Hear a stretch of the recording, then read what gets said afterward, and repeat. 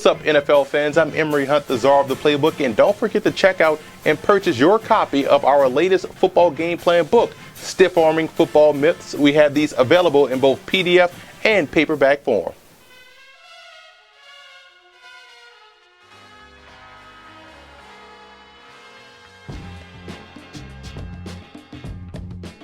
For the Saints in this ball game, right off the bat, I believe the cornerbacks of New Orleans can get aggressive versus the Carolina Panthers receiving corps. They don't have any explosive players, so to speak, so I think they can get aggressive and try to throw off their timing of the passing game, and they have to understand the situation defensively. If it's 3rd and 3 or 3rd and 5, you don't want to be 15 yards off the football. Give yourself a chance to get the Panthers off the field on 3rd down. Now, you also have to find number 41, Roman Harper, offensively. You have to find where he is on the football field. I think that's where the Saints can have some success throwing the football, isolating Roman Harper in the passing game. Now, for Carolina, you want to beat up on the Saints interior. I love what they have up front with their 2 defensive tackles, Starlo Tulele and also Kawan Short, the 2 second-year players. Both guys, I believe, can have a lot of success on that Saints interior, and they have to win up front defensively. And on offense, I would run off tackle. You want to see if the Saints want to stop the run off tackle. See if those outside linebackers, Junior Gillette and Paris Harrelson, want to stop the run. I think the success of the running game of Carolina this week can come off tackle instead of on the interior. And you have to win on 1st down defensively. You want to put Sean Payton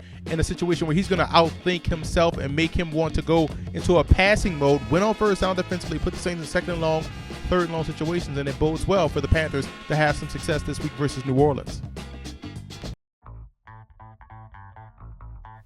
This week versus the Carolina Panthers, it's important for the Saints to continue to run the football like they did last week versus the Green Bay Packers, and I'm going to show you how they can do so in the red zone, utilizing their personnel, 3 tight ends or maybe 2 tight ends and a fullback or an H-back. You see what we have drawn up here. Strong left. We're going to put a 2 tight end set, Jimmy Graham on the outside, which should draw coverage with the 2 safeties. They're going to try to bracket him anyway if they see him lined outside.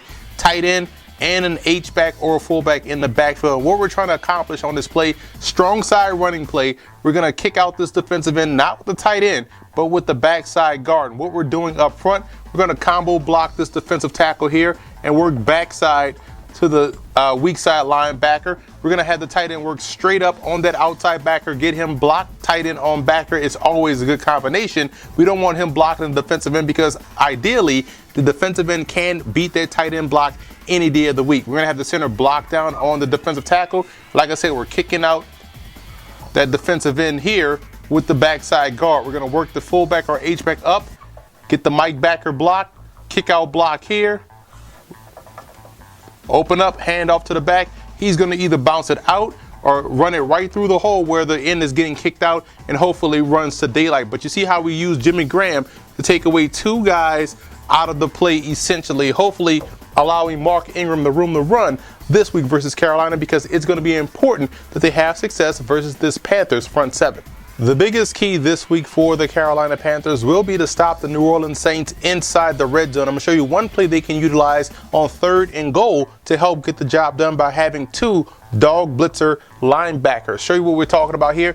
Here's your dog blitzers, your outside backer here and your weak side backer here. They're responsible for the tailbacks to the nearest side. So if these guys are running routes or go out in a route, they're responsible for it. It's cover 2 pre-snap look, but it's really cover 0, and we're double covering the tight end. The Saints love to utilize Jimmy Graham, split out wide, throw the jump ball to him. You can double cover him and get aggressive everywhere else and force Drew Brees to eat the football. And that's what we're trying to do here with this blitz. What we're doing, simple, we're going to have a twist up from between the defensive tackle and the Mike linebacker. What we're doing, standard rush on the outside. These guys have standard rush, contain rushers, and we're going to have this defensive tackle play through that guard, try to get good push, take the guard out, because again, we're bringing the Mike backer down the weak side A gap. Defensive tackles coming across the center's face in the strong side A gap. And again, you have 2 dog blitzers. So now you have the safety back here responsible for the tight end. Corners responsible for the wide receivers taking inside position, trying to force him outside. Now you're combo covering the tight end. You're going to walk the free safety over, and we're going to have him play inside on Jimmy Graham. We're going to have the corner play outside, so you're double covering the tight end. And if these guys stay in the block, these are now free blitzers. So that's where you have guys like 1, 2, 3, 4, 5, 6, 7 guys against 1, 2, 3, 4, 5, 6, 7, 8 possible, maybe 7-on-7, hopefully getting Drew Brees to get rid of the football quickly. So that's how you can have 2 dog blitzers. You have a twist between the Mike backer and the defensive tackle here on an A-gap stunt, A-gap pressure right here, because the Mike backer is blitzing, manned up everywhere else, and you're double covering their biggest option, which is Jimmy Graham, which should help the Panthers have some success on 3rd and goal in the red zone. First and foremost is keeping Cam Newton contained in the pocket, and what you see the Saints do here in Week 16 of last year's matchup is play cover 4 with 4 guys in underneath coverage. 2 of the 4 guys on the interior are responsible for both Cam Newton as well as a running back. One backer is a spy, while the other guy is a dog blitzer in case the back stays in and blocks. Now, the whole purpose was to keep Newton within the tackle-to-tackle box and for the secondary to not turn their backs to him, and they executed this flawlessly. And as we run it, you can see right here, guys did a great job of passing guys off, understanding their assignment, keeping their chest facing Cam Newton. He had nowhere to go with the football, thus he held on to it and allowed Junior Gillette to get back there for the sack. These are the things you have to do versus a guy like Cam Newton. You have to keep him holding the football and allowing your pressure to get back there and put him on the ground. Last week versus Seattle, the Panthers did a great job of disguising coverages. You can see the Seahawks are in a bunch set, 4 receivers and a running back in the backfield, and the Panthers have 2 safeties back deep, but you don't know if it's cover 2 or cover 3. And the way the cornerbacks are aligned, you can tell right off the bat it's either cover 1 or cover 3. And the free safety looks like the deep third safety, but at the snap of the ball, they rotate over in what we call a Zorro blitz or a zone rotation blitz, where the outside linebacker, who's a flat defender in a normal cover 3, blitzes off the edge and he's getting replaced by the free safety who buzzes down into the flat, and that means the strong safety Roman Harper drops back into the deep third. You can see right here as we run it, it confuses Russell Wilson in thinking the flat is open. He throws it quickly, they rally up, make the tackle for a minimal gain.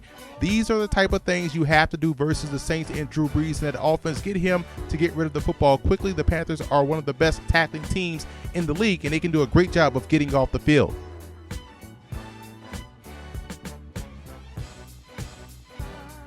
The biggest X factor in this game for the Saints, I think, is on the defensive side of the football. Safety Kenneth Vaccaro and how well he can do versus the running game and also versus the intermediate passing game. He's going to have a huge day versus Carolina in order for the Saints defense to have any type of chance of slowing down that Panthers offensive attack. And the biggest X factor for Carolina is the X factor himself, Mr. Cam Newton, the quarterback of Carolina. And what he does, he levels out the playing field. He makes it an 11-on-11 game. And the fact that he can escape the pocket and also extend the play with his legs just makes it tough to defend. And the fact that he's throwing the football exceptionally well this year as far as being accurate, as far as being decisive, and the fact that the Panthers running game is struggling right now, he's going to have to play a huge role as far as generating those yards on the ground to pick up those cheap 3 and 4 yards to help these guys stay on the field offensively. I like the Saints in this ballgame. The biggest matchup advantage they have coming into this ballgame is their passing game against that secondary of Carolina. I think they can attack you short, intermediate, as well as deep down the field very well. And now that they're running the football with a level of success and creating that balance, now their play-action pass game is back where it needs to be. So I think the Saints will take care of business this week versus Carolina and move ahead atop the NFC South. What's up, fantasy football fans? I'm Emery Hunt, the czar of the playbook. For all of your starts, sits, fantasy football notes, news, and tidbits, tune into our podcast, Football Game Plan Starting Lineup, every Wednesday at 8 p.m. Eastern Time on our Football Game Plan Radio Network, which is located at blogtalkradio.com/footballgameplan. And I also want to give a huge shout out to Saint fan forums and Panther fan forums for always showing Football Game Plan support.